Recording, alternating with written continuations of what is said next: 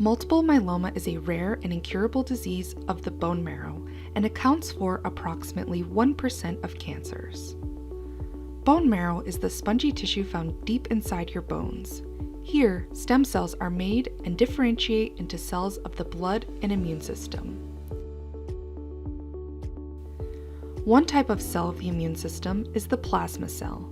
Plasma cells usually produce antibodies that are proteins our body uses to fight infections. In myeloma, abnormal plasma cells divide uncontrollably and begin to produce abnormal antibodies.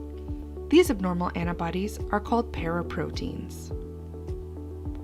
As myeloma is primarily a disease within the bones, many symptoms are related to the bone and bone marrow.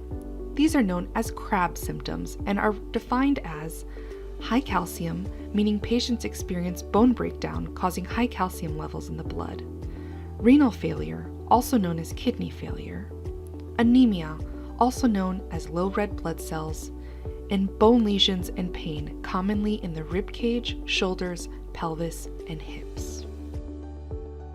The treatment landscape of myeloma is very complex and can include treatment with 3 or 4 drugs at a time, such as chemotherapy or immunotherapy.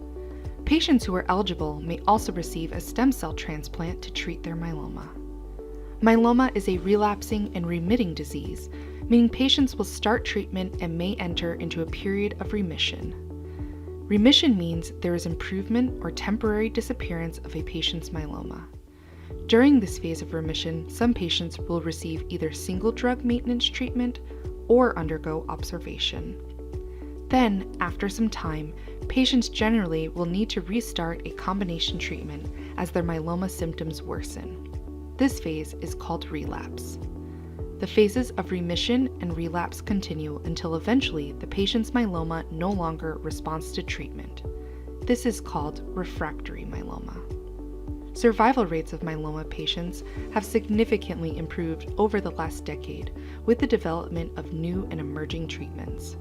Patients can now live between 4 and 15 years after diagnosis, depending on the characteristics of their disease, their age, and their overall health. For more information, check out the Myeloma Patients Europe website.